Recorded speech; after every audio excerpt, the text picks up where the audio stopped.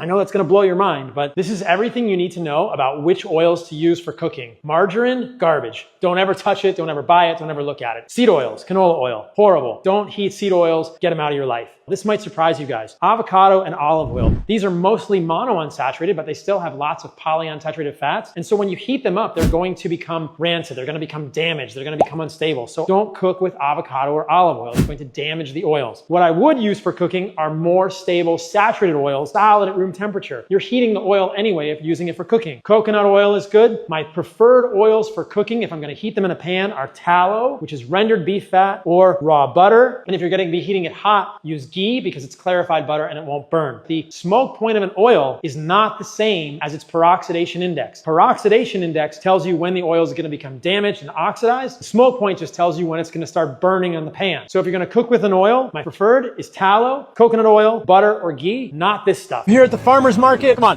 Hola amigo, ¿cómo estás? So this is raw goat's milk from my friend Rodrigo. That's the gold.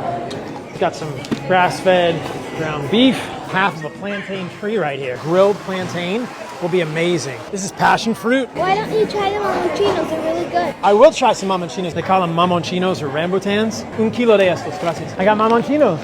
Yes. I'm gonna get one of those papayas and get some oranges. 30 naranjas. Isn't orange juice just sugar water? The answer is clearly no. I will juice about 5 or 6 oranges per day. It's an incredible part of my morning. ¿Cómo está usted? Hoy solo necesito 6. Pueden comer hormigas. Sí, insectos, plantas, sí. Lo que ellas encuentran. What the chickens eat matters. These young coconuts are the best. You just crack them open and drink the water. I don't eat the pulp. ¿Cuántos tenemos? 17, todas. Sí, todas. Okay. This is what I'm looking for in a honey. It's organic, it's raw, glyphosate free. That's everything. And this is one of the reasons I love living in Costa Rica is farmers markets like. In the Latino culture, one of the main food staples is rice. In India, one of the main food staples, also rice. This is basmati rice. In China, the food staple, white rice. In the United States, our food culture has become processed foods. And just like these processed foods are full of lots of sugar, the rice is also full of sugar. If you look at the prevalence of diabetes in the United States, in China, in India, and in the rest of the world, it is going up, up, up. This is what you think of when you think of rice. Well, this is actually not what rice looks like in nature.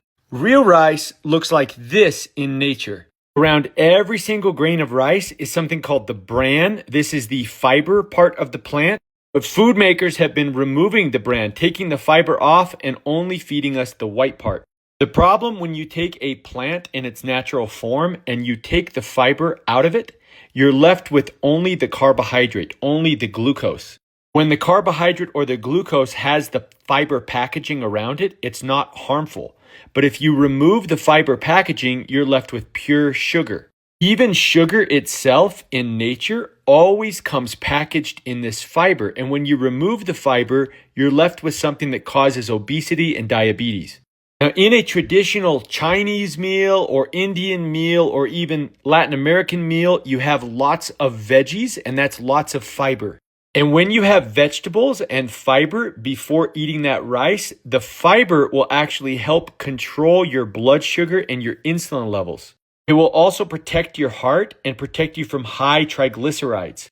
The fiber is also what keeps you feeling full and helps with weight management. So, about 50 years ago, when people had rice, they had it with veggies and meat. But now, instead of eating rice with veggies, we're eating rice at fast food restaurants where there's rice with fried food covered in sugar and more meat covered in sugar and a glass full of sugar. This is all sugar. This is all sugar. So how do we fix the problem? Step 1, if we're going to eat carbohydrates, eat them in their whole form with fiber. You go to the store and you look for wild rice, it will look like this.